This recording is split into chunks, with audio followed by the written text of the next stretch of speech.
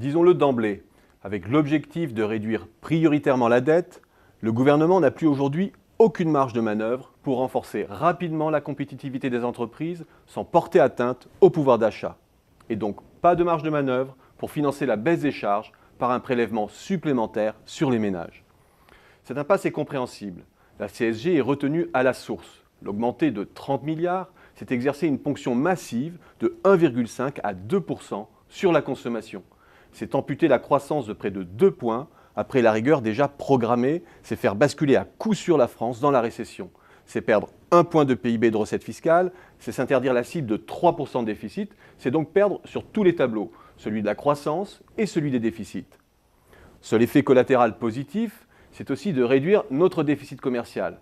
Mais ce rééquilibrage ne serait certainement pas assimilable à un choc de compétitivité.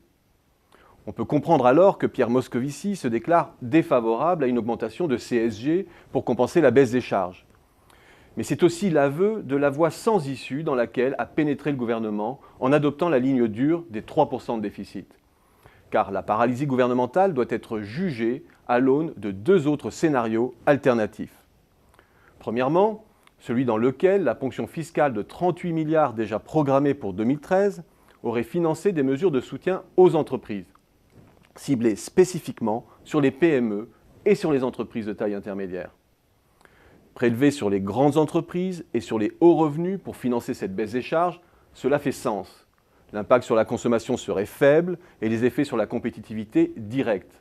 Certes, difficile d'établir rigoureusement le bilan de tout cela en termes budgétaires, mais on peut estimer qu'on ne serait pas beaucoup plus éloigné du fameux objectif de réduction du déficit à 3%. Deuxièmement, l'autre scénario, c'est celui dans lequel le gouvernement assume de ne rien faire pour la compétitivité. Avec l'Europe du Sud en pleine déflation salariale, c'est accepter de pénaliser l'emploi, accentuer le chômage et accentuer la baisse du pouvoir d'achat. Et c'est frapper en priorité les catégories sociales défavorisées que le gouvernement entend protéger. La France serait alors le pays malade de l'Europe pour de longues années. L'impact final sur le pouvoir d'achat risque fort d'être très supérieur à celui entraîné par une hausse immédiate de CSG. La voie du gouvernement est donc terriblement étroite. Pourquoi ne pas renoncer alors à une baisse générale des charges et mettre plutôt en place des dispositifs concentrés vers les ETI pour stimuler l'exportation? On peut imaginer un plan de 5 à 10 milliards de mesures de soutien très ciblées. Ce serait plus réaliste que l'objectif ambitieux de 30 milliards qui casserait à coup sûr la consommation.